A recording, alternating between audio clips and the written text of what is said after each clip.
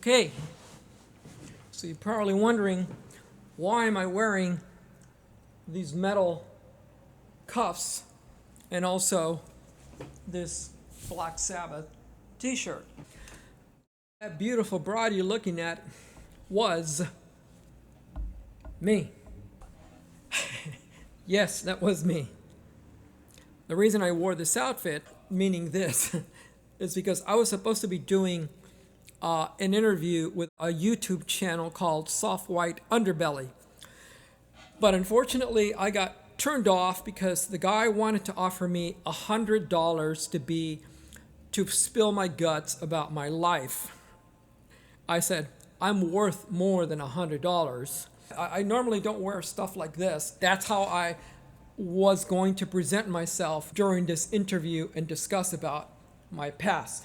Today I'm announcing my new channel called Documenting Damiens Detransition. This current channel, Headbanger Ministries, was never intended to be discussions about my detransition. This channel was intended for apocalyptic doom metal songwriting, making digital equipment reviews and tutorials in Logic Pro, discussions on world news and opinions, discussions on religious subjects and the mental disturbances it has caused me, and other what I call blasphemous giggities. Anything from the Pope to the Vatican, atheism to aliens and religious views, all kinds of stuff. Just to clarify, I am not an atheist, okay? But also this is not a full-blown Christian channel either. If you expect me to pull out the Bible and read, and verse blah blah blah blah, no. My music does focus on biblical prophecy and in doom and gloom,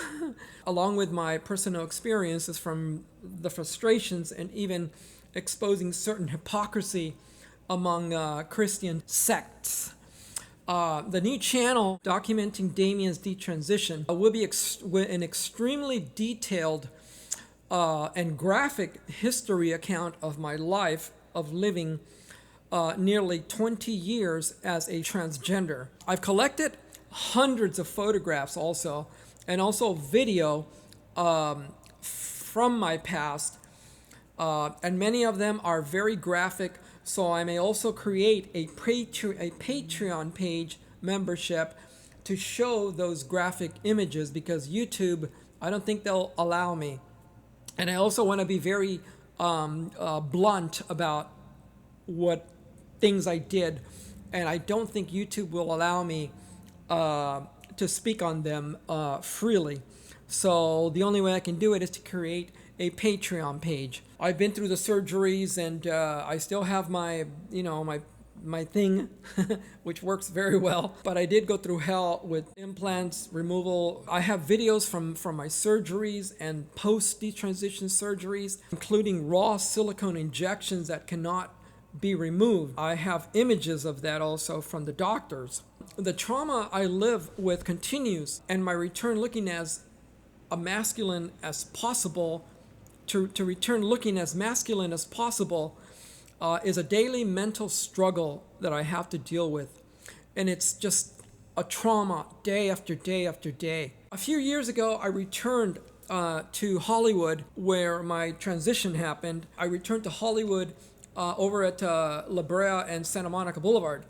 And then I went over to San Francisco also to try to remember all the places I had walked and lived through as a trans, and even taking photos of those locations. And I have them, and I will be presenting them to you. And that includes porno theaters, not go inside them, but a picture from the outside, and discuss things I did in there, all while under the influence of methamphetamine and crack cocaine, and some frightening experience I had in Los Angeles, Skid Row, looking for crack in the pitch black streets, where all I could see was the whiteness of the black men standing around in black clothing protecting the crack dealer. I will also go through a music rehearsal room that I have rented in downtown Los Angeles, and talk about the productive music creations I had with a friend, and also the darkness that also happened after a massive 7-day, 24/7 binging of crack cocaine non-stop. The crack was very powerful, and I literally had to cry out for help. It was a very sad time. But I will discuss my early childhood of how it got me started in playing the guitar, all the way from going to Spokane to learning guitar with my uncle and learning from a guy named Chunky Sanchez also in San Diego. Discussing my early sexual experiences, and a few times I got in drag for the fun of it. But it was never intended for me to dress up or to transition. And even to a point where my mother offered to buy me a Playboy magazine, and even them questioning me, asking me, "Son, are you gay?" And the traumatic fear it put in me. I began a heavy metal music career, and I left Hollywood when I was around 18 or 19 years old. I was an innocent, naive, young, long-haired guitarist looking to be a rock star. When I arrived in Hollywood, my first job was at Popeye's Chicken, right smack in the middle of Hollywood Boulevard, where all the headbangers roamed all around me on the Sunset Strip, the Hollywood Boulevard. It was the center hub of all long-haired metalheads. What a powerful scene it was to be around that and experience that. Everyone lived and breathed heavy metal there. I jammed with many musicians. The Sunset Strip was just a pot of gold of pure heavy metal musicians. I dreamed of being a rock star, going into Capitol Records. Every day I saw the building and salivated, wanting to be part of it. The contracts, the fame, the money, the women, the touring, and to be loved as a rock star. But then the first one of three fall from grace mistakes came around the age of 24 and had a traumatic life change. At the time, I lived with a female that was 20 years older than I, and she was my female girlfriend. At the time, I was attending Santa Monica City College, learning how to take photography classes and developing in a darkroom. And there was this young Russian girl who was always pestering me in the darkroom. Somehow she found my home address, and she went to my apartment, and I wasn't there. And my girlfriend asked, "Who the hell are you?" And the Russian girl said, "Well, I'm Damien's girlfriend." Woo, man. All hell broke loose. I had to leave the house that night because she was just totally devastated. So anyway, I roamed around that night on Hollywood Boulevard in Hollywood, and I ran in and I encountered myself at the intersection of Santa Monica and La Brea. The corner was filled with tons of trans girls, and at the time I had no idea what was going on there. I was so naive still. My mind was all about music. I didn't know about drugs, drugs, crack, nothing. All I wanted to do is be a rock star and play music. So I saw all of these girls, and they looked stunningly beautiful, and I thought they were females. But then I noticed that some of them looked funny, some of them walked funny, and then I realized what they were. Anyway, so the relationship with my girlfriend was starting to disappoint me, and I wanted a way out. So I guess you could say the Russian girl helped me that night. But how? Well, that's when the transition, unfortunately, began. But I also was starting to get depressed because after my keyboardist had announced to me that he was leaving the band, I felt I would never find another powerful keyboardist like him, Sammy. Sammy knew everything about me. Sammy knew my doomness, my darkness in my guitar playing, and I knew his. When he played a chord, I knew what to follow. It was like a glove, powerful, very dark stuff. And he had a Hammond B3. And I mean, when he played, it sounded like Lucifer was playing, and I felt his doomness. And again, we were like a glove. Anyways, we felt each other's power and doom sound. I loved the guy's music ability and sound. He made my music world come alive. and my dream also. And I thought he was in the same boat, but nope. So, anyways, he wanted out. He wanted to go be a lawyer or something, I think he said. Anyway, so that night I experimented walking on that intersection pretending to be a girl. I was just curious. I was all freaking curious. I had long hair and I thought, well, here I am, an attractive 24-year-old naive guy. I just want to see what it's like, walk around. So I said, well, I don't have any women's clothes or anything. I said, well, I do have my cowboy boots, and I do have these little Daisy Duke shorts, and I have really long hair. It was wavy. I said, who's going to tell? I mean, look at these other trans girls walking around. So I started walking, and every imaginable whistle and kiss was thrown at me by cars going by.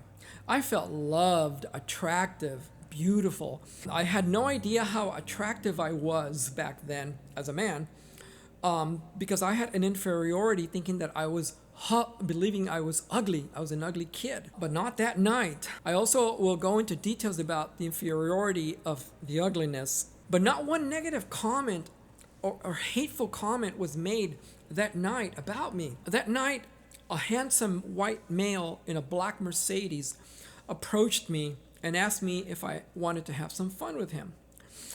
I was shocked that some handsome man would pick me up for sex. Anyways, at the end, he handed me $60 or $80, I think it was, and then dropped me off safely. I was still naive because I had no idea what I had just done was a prostitution act. So when the guy handed me that money, I thought he was just being generous, just a nice guy. I stared at the money and then realized how much money I could make if I could do this for a year. And I wanted to go to Miami and study marine biology. I was already having problems with my girlfriend. The keyboard was leaving. I thought, you know what? This looks like the end of my music career. So I said, well, I always wanted to be a marine biologist. So I said, well, my parents also refused to sign some financial help to become a recording engineer, because that's another thing I wanted to do. They said no. So they didn't want to finance me nor give me a student loan. What do? No, go to City College and learn, and at the same time walk the streets and make the money and start saving money so you can move, to Miami. And then after 1 year, I would be stopping the prostitution. Sometimes I believe that man in the Mercedes was the devil, and the devil showed me a world of endless sex for 20 years almost. It was endless addiction of sex, methamphetamine, crack cocaine, and the Klonopin. I walked the streets of Los Angeles. I moved up to prostitution, advertising on the newspapers, and then the internet, where the money became big. I mean, big. It became the addiction. I was arrested countless times walking the streets of Hollywood, and I ended up homeless in San Francisco also. I later began an adult film production. I had everything you can imagine, and money was never an issue for me. Money became the dragon, and I chased the money dragon hard and to the fullest. About 15 years later, I began to realize I had made a mistake about my gender. I had fallen into this world of feminism and believing that I was a woman. I literally believed it, and boy, was it a mistake. So after recognizing that I was a complete chronic addict, I had become so severe, and it was becoming uncontrollable. I knew I was at the door of death or going to prison, because I would walk out into the streets and mostly from the porno theaters with a lot of drugs with me and high as a freaking kite. So I knew I was at the door of something really, really bad. And I also wanted out of that whole lifestyle. I was tired of it. I wanted to get married. I wanted to have kids and build that house with a white picket fence, I needed a life-change experience, but most important of that detransition desire was to reunite myself with all of my beautiful family. I was loved by everyone in my family, every single one. In 2013, my father was diagnosed with some abdominal cancer and knew I was going to receive an inheritance. And I said, you know what? That's my opportunity to change. But I never imagined I was going to also make the biggest freaking mistake in my life during that transition in 2013 by getting involved with a fucking cousin, man. Only to have my family reject me and then abandon me. I will be discussing a lot about what happened with that cousin because she was also very powerful during that transition period. And I'll show photographs also. I later realized that after numerous photos of myself during the transition, I realized that I was made mush. Just think, you've been a drug addict for 20 years every freaking day, man. And suddenly you stop. You're still freaking high. You're still a mush of drug in your brain and in your body. And I have photographs where I'm totally emaciated. And I will show you all of those fake photographs also. This cousin came during that period of my detransition and my detransition from the drugs. So it was I couldn't think straight. All I wanted was to be a man. And she appeared out of nowhere. And she treated me with the most loving, respectful way that you can possibly imagine. And I fell in love with her. Because she treated me like a man. And I still had breasts. You know? Not at once should she comment about why do you have breasts? Why this? Why that? No, it was always about the family and me as a man. It was wonderful. So what you're about to witness in this upcoming channel documenting Damien's detransition will be a graphic, detailed life story with images of my entire family, including cousins who helped me dress up and put makeup, taught me how to put makeup. They sold me fake jewelry and taught me a lot of things. Then from my childhood to my teen years to my Hollywood metal years, photos and videos of my body before and after the surgeries, including the raw silicone injections my body still carries, to the slashing of my chest where they literally removed. It's a long. I'll show you all those pictures at the surgery room with video and everything. A lot of images. And my goal is to write an autobiography and hopefully recover from this trauma that I live with. As I know, I believe I have PTSD from all that. I see flashes of my past life constantly and suffer from my past to the point of sometimes considering, suicide.